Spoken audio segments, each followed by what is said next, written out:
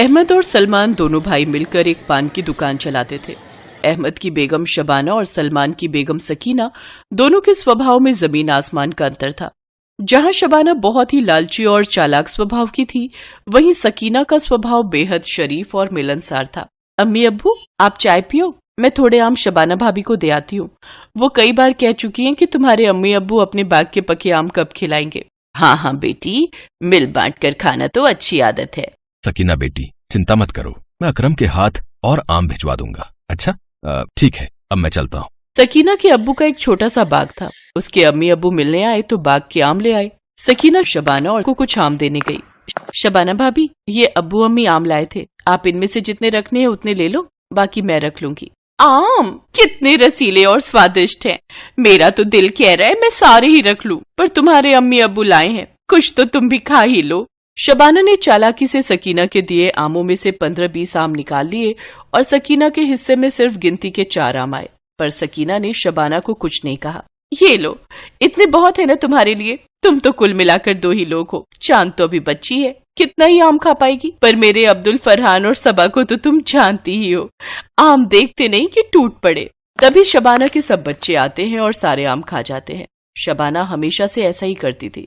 जब भी घर में कोई चीज आती तो वो अपने लिए सबसे पहले निकाल लेती। दुकान एक थी, काम एक था, फिर भी सकीना को कम ही चीजें मिल पाती थी। सकीना इसमें कुछ भी नहीं कहती थी, वो फिर भी इन सब बातों में सुकून रखती थी। बकरा ईद का दिन था। कुर्बानी के बाद बकरे के मीट के 3 हिस्से करने थे। सुनो जी, सबा के अब्बू, गोश्त को बांटते समय थोड़े बढ़िया मीट के टुकड़े अलग कर दो, फिर पता चले हमारे हिस्से में कुछ आए ही ना। शबाना बेगम, अभी पहले 2 हिस्से, जिनमें से एक गरीबों के लिए, दूसरा रिश्तेदारों और पड़ोसियों के लिए तो निकालने दो, तुम तो आफत मचा देती हो। हाँ हाँ ठीक है, कर लो हिस्से, मैं कौन सा जल्दबाजी कर रही हूँ। भाभी जान, ये गरीब फकीरों का हिस्सा आप देख लो कि कैसे बांटना है। सकीना पड़ोसियों में बांटने गई हुई है। हाँ हाँ लाओ, मैं गरीब और फकीरों को बहुत अच्छे से हिस्सा बांट दूंगी। शबाना ने अपने देवर से मीट का हिस्सा, जो कि गरीब फकीरों के लिए निकाला गया था, वो ले जाकर रसोई में छुपा दिया और उन गरीब फकीरों का हिस्सा निकला ही नहीं। अरे कौन देख रहा है गरीब फकीरों को उनका हिस्सा मिला भी है या नहीं? ये तो सिर्फ मैं जानती हूँ कि उनके हिस्से का गोश्त मैं खा जाऊंगी। अरे थोड़ा सा ही तो निकाला है अपने घर के लिए, बाकी सब तो रिश्तेदारों और पड़ोसियों में ही बांट दिया। ऊपर से अब ये गरीबों के लिए भी निकाल कर रखो। पागल थोड़ी है, इतना महंगा बकरा काटा है, कुछ तो खाने को मिले। तभी सकीना आ जाती है। अरे भाभी जान, सबको बांटने के बाद भी हमारे घर के लिए काफी मीट बच गया। हाँ हाँ, वो अच्छा है ना, आराम से 2-3 दिन खा ले। सब लोग मिलकर बकरा ईद का त्योहार मनाते हैं। शबाना ने इस बार गरीबों का हिस्सा नहीं निकाला, ये बात घर में किसी को भी पता नहीं थी। सब खा पी कर बैठे ही थे कि अचानक एक भूखा गरीब चौखट पर आ जाता है। ये भूखे गरीबों को भी चैन नहीं है, नाक में दम कर रखा है। माफ करो मियाँ, जाओ, ये थोड़ी है कि आज बकरा ईद है तो तुम सबको मीठी बांटते रहेंगे, हम घर में भी तो खाएंगे। अरे भाभी, ऐसे दरवाजे पर आए किसी जरूरतमंद बेचारे को खाली हाथ नहीं लौटाना चाहिए, और आज तो वैसे भी बकरा ईद का मौका है। रुको बूढ़े बाबा, मैं आपके लिए कुछ लेकर आती हूँ। सकीना जल्दी से रसोई में जाती है और बूढ़े बाबा के लिए खाने की चीजें लेकर आती है। बूढ़े बाबा को बहुत जोरों की भूख लगी थी, वो जल्दी जल्दी सारा खाना खा लेते हैं। सकीना उन्हें पीने के लिए पानी देती है। खुश रहो बेटी, तुमने आज मुझ गरीब का पेट भरकर अल्लाह तक इस रोटी को पहुंचाया है। ये लो, बकरा ईद पर अल्लाह की तरफ से ये तोहफा समझो। बूढ़े बाबा सकीना के हाथ में एक पोटली देकर वहाँ से दुआएं देते हुए चले जाते हैं। सकीना पोटली को लेकर अंदर आ जाती है और शबाना हंसने लगती है। अरे तुम्हें नहीं पता सकीना, ये लोग तो बस बहाने ढूंढते हैं। तुमने इनको भरपेट इतने सारे पकवान खिला दिए, उन्होंने बदले में तुम्हें पोटली में, मुझे तो लगता है अल्लाह का नाम लेकर कंकड़ पत्थर भरकर दे दिए होंगे। ये लोग ऐसे ही बेवकूफ बनाते हैं, इन्हें पता होता है कि बकरे का बंटवारा हुआ होगा, क्योंकि बकरा ईद है इसलिए ये मांगने चले आते हैं। इन्हें पता है हम सबसे पहले इनका ही हिस्सा निकाल कर इन्हें देंगे। कोई बात नहीं भाभी जान, ये बेचारे गरीब भी तो ऐसे ही त्योहारों के मौके पर कुछ न कुछ लेने आते हैं, वरना हम लोग भी तो कहाँ इन लोगों को कुछ दे पाते हैं। अल्लाह ने तभी तो ऐसे पाक दिन बनाए हैं कि हम इन गरीबों की भी मदद कर सके। अब अल्लाह के नाम पर इन्होंने मुझे पोटली में कुछ भी दिया हो, मैंने तो ले लिया। ईद के मौके पर अल्लाह का तोहफा समझकर ही मैं ये कबूल कर लूंगी। इतनी बड़ी बड़ी बातें करने से पहले एक बार पोटली खोलकर तो देखो, बूढ़े मियाँ ने आखिर दिया क्या है। सकीना पोटली खोलकर देखती है तो उस पोटली में चमकते हुए कीमती हीरे भरे हुए थे। शबाना की आंखें फटी की फटी रह जाती हैं। या अल्लाह, इस पोटली में तो कीमती हीरे और मोती हैं।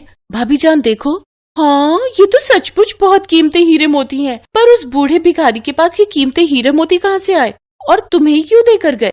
तभी मस्जिद के मौलवी साहब आ जाते हैं।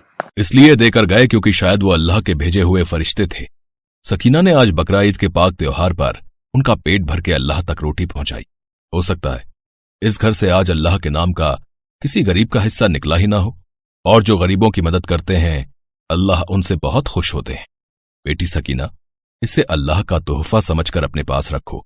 तुम जैसे अब तक नेकी की राह पर चलती आई हो, वैसे ही हमेशा नेकी की राह पर चलती रहना।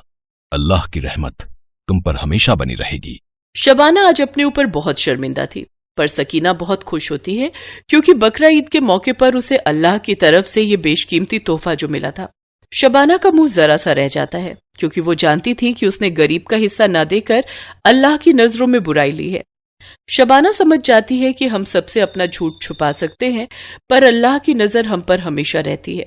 बकरे का बंटवारा करते समय शबाना ने गरीबों का हिस्सा जानबूझकर छुपाया था। इस गलती का एहसास उसे हो जाता है। शबाना अल्लाह से अपनी गलती के लिए माफी मांगती है और उस दिन से लालच करना छोड़ देती है। सकीना की देखा देखी वो भी अब गरीबों की मदद कर दिया करती थी।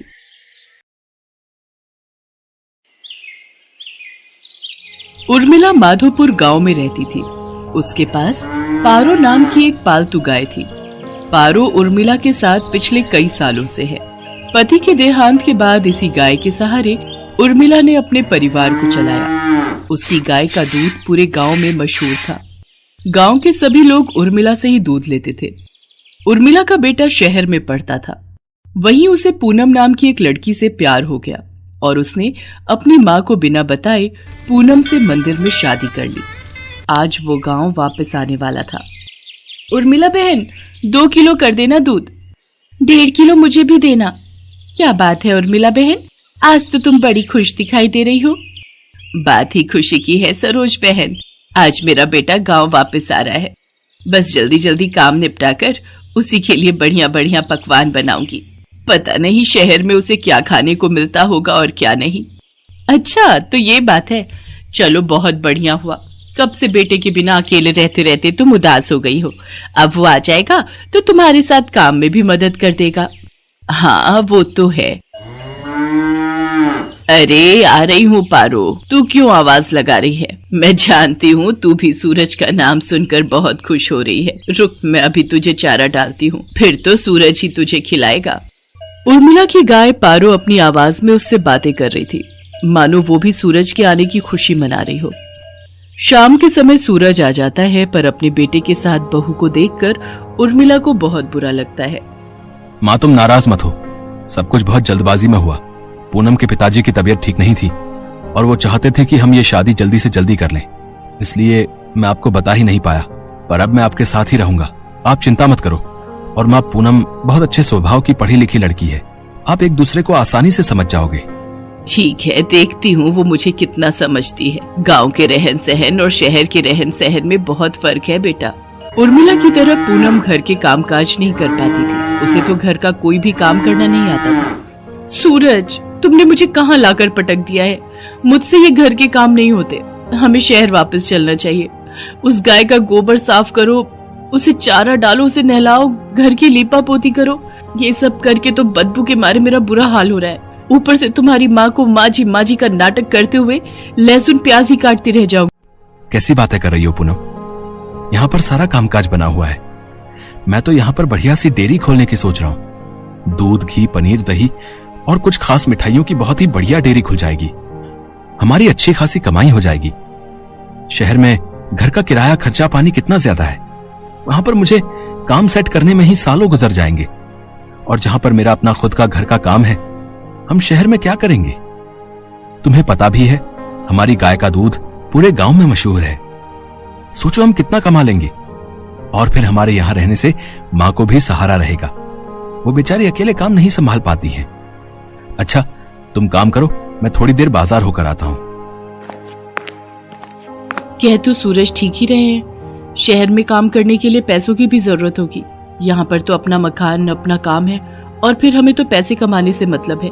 कुछ सालों में अच्छे पैसे कमा लिए तो बाद में शहर जाकर बस जाएंगे। पर मुझे किसी भी तरह से सासू माँ से अलग होना है ताकि उस गाय पर मेरा कब्जा हो जाए। पता नहीं, माँ जी तो बहुत चालाक है, कितने पैसे अपने अंदर करके बैठी होंगी। पूनम को पता था कि सूरज गांव में ही काम बढ़ाने वाला है, इसलिए वो अलग होने के रास्ते ढूंढने लगी। सूरज, सुबह से काम कर करके मैं थक गई हूँ। मेरे आने के बाद माँ जी ने घर के सारे काम मेरे ही जिम्मे डाल दिए हैं। गाय को नहलाना, धुलाना, गोबर साफ करना, चारा डालना, सारी देखभाल तो मैं करती हूँ। और दूध बेचने के टाइम पर माँ जी गल्ला लेकर तख्त पर खुद बैठ जाती हैं। ऐसे थोड़ी होता है। मैं अब और बर्दाश्त नहीं कर सकती। जब मैं इतना काम कर रही हूँ तो फिर मैं अलग ही रहूंगी। मुझे माँ जी के साथ नहीं रहना। और हाँ, उस गाय पर मेरा हक है। मुझे तो बस बंटवारा चाहिए, गाय का बंटवारा। पूनम इतनी जोर जोर से चिल्लाकर ये बात कह रही थी कि उसकी बात उर्मिला के साथ साथ पड़ोसियों ने भी सुन ली और सब वहाँ आ गए। बहू, बंटवारा? वो भी मेरी पारो का? मेरे जीते जी ऐसा कभी नहीं होगा। और तुम जानती ही क्या हो पारो के बारे में?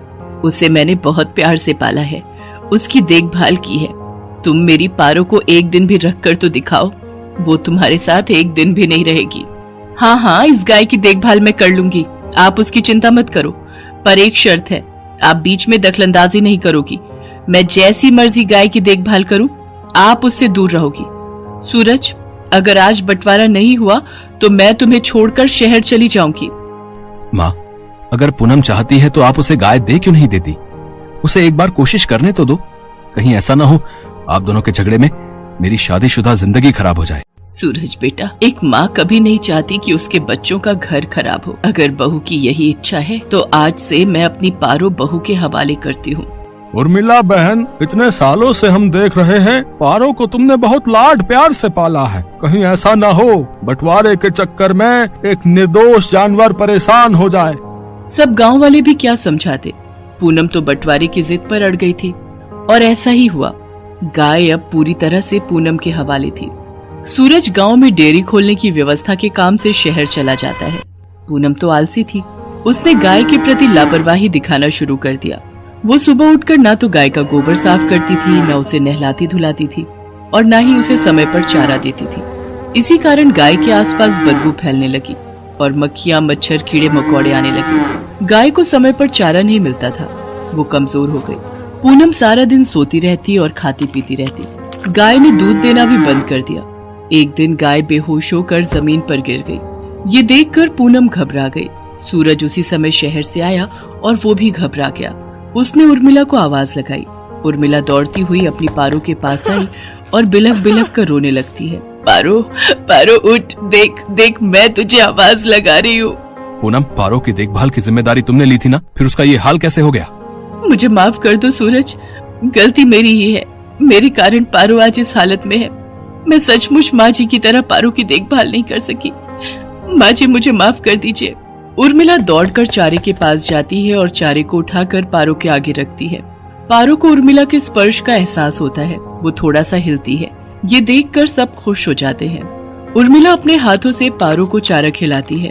पारो खुशी खुशी ढेर सारा चारा खा लेती है, मानो वो कब से उर्मिला के हाथों से ही चारा खाना चाह रही थी।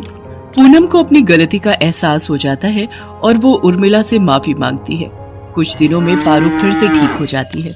अब सूरज ने भी गांव में एक बड़ी डेयरी खोल ली थी।